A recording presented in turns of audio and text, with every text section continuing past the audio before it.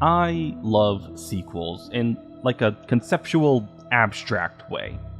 A first game only has to worry about itself, but a sequel has to juggle being similar enough to its predecessor to merit the name, but distinct enough to maintain its own identity. So how does the Talos Principle 2 walk that tightrope? Hello world, my name is Atticus, and welcome to Sequelitis. To figure that out, we of course have to begin with the first game. The Talos Principle 1 is a game which immediately steeps you in myth and ruin. The entire game plays out as a creation myth and focuses on the question of what is a person? You awake in essentially the Garden of Eden, and the voice of Elohim tells you that this place has been made for you, and it's full of puzzles, so really what more could you want? Very early on, Elohim strikes a covenant with you, though the deal really boils down to don't go to the tower, and you're all set to eventually fall from grace. While the aesthetics are pulled from a couple different civilizations, for example Greece in the initial area, the story you play out is very Abrahamic, primarily the version from Judaism considering the name of God.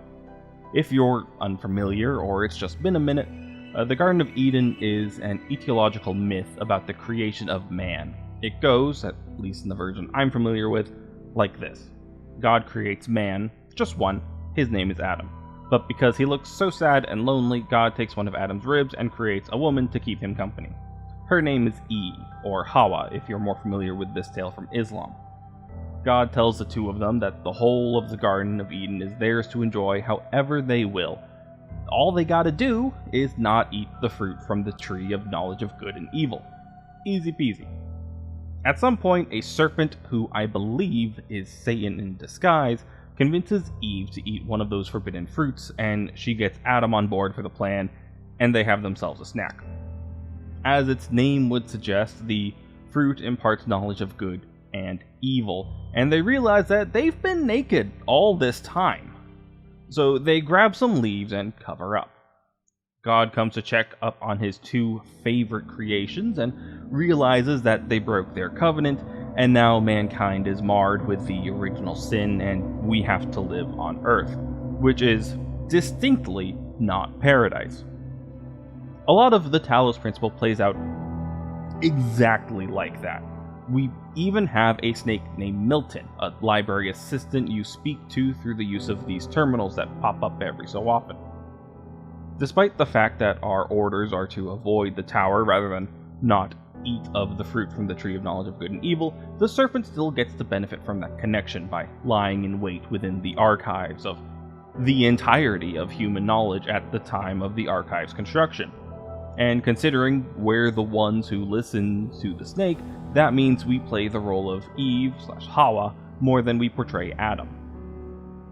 And with all that set up, we can get into the game proper.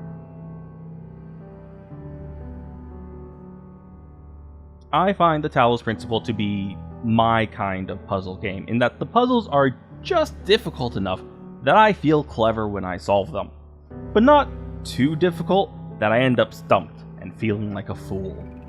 It's a tough balance for a game to strike, especially considering how differently people's brains work. Fortunately for me, the game lands right in that sweet spot. Most of the levels play out like a maze where you have to get to the end. Often your progress is blocked by these gates, which can be disabled with a number of the tools you unlock throughout the game, and on occasion these malicious entities that kill you if you get too close. The sentries patrol a set path, and the turrets guard the space in front of them. The sentries will blow up the turrets if they get close enough, and you need to do that to solve a few puzzles. Outside of the puzzles, you can explore the garden itself. It's quite peaceful when it's not glitching out, and you can find audio logs just kind of chilling, or rogue terminals that usually have 3 text files to read. This exploration helps fill you in on the lore and story. The Talos Principle 1 takes place in a simulation designed to manufacture a human-like consciousness. You play as the latest iteration in this endeavor, but the system has been running autonomously for so long that it's starting to fall apart at the seams. That's why glitch effects happen all the time, and occasionally you see the ghosts of past iterations, vestigial bits of data that haven't been properly cleared. Elohim even makes a few cheeky remarks about this, referring to the words that make up reality, speaking not about the word of God that made all creation, but the code that the simulation is built on.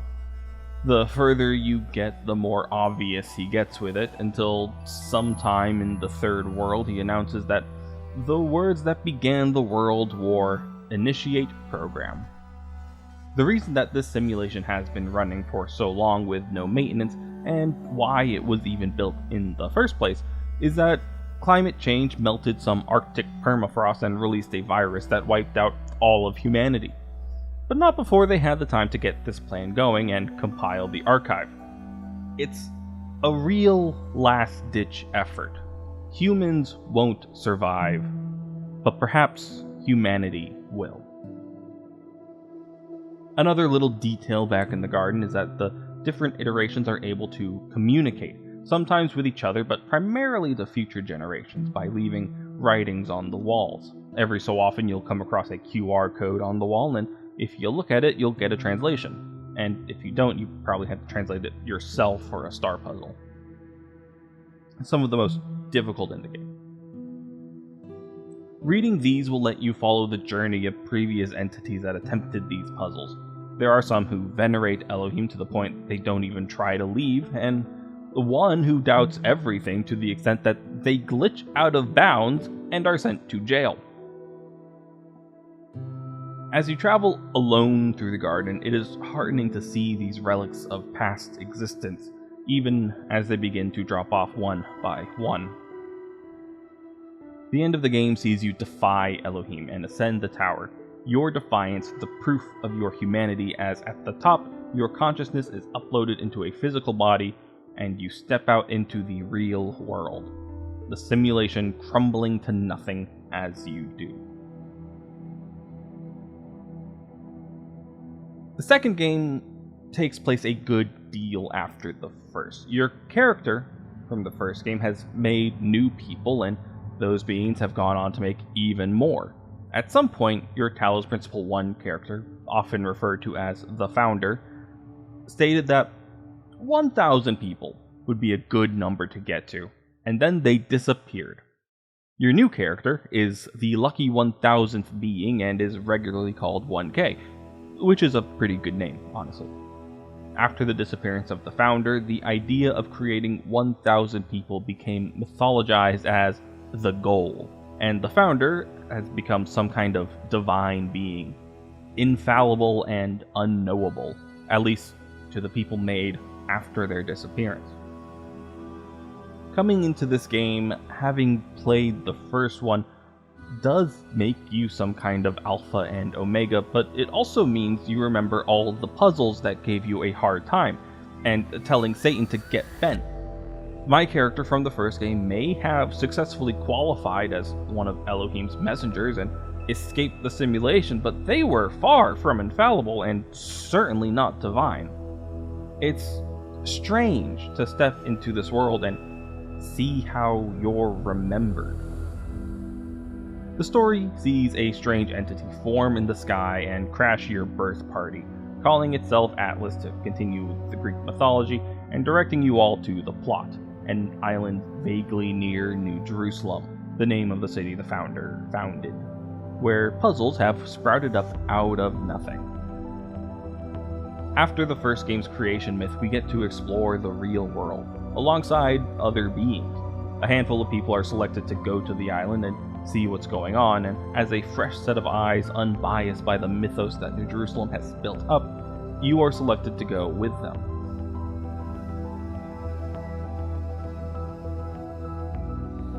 As far as answering where to go with the series, I can't think of a much better answer than what the Talos Principle 2 goes with.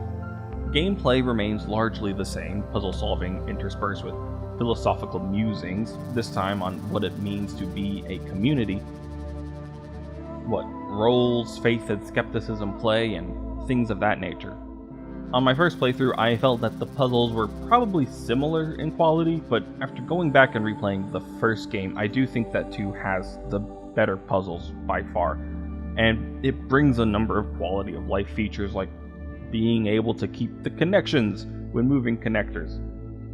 And yet, despite being better in just about every objective metric, as well as doing a solid job of being its own entity while advancing the series, I still prefer the first game over the second, and it's for one very specific reason. The Talos Principle 2 lacks loneliness. In the first game, you'd read some of the text from the archives or have a conversation with Milton, and then you'd have the space to soak that in as you wander the levels and solve puzzles. The QR codes on the walls showed you the journey of those who came before, and the frequent glitching out of the world around you instilled a concern that there will not be anyone after. All of this comes together to create this exquisite sense of loneliness.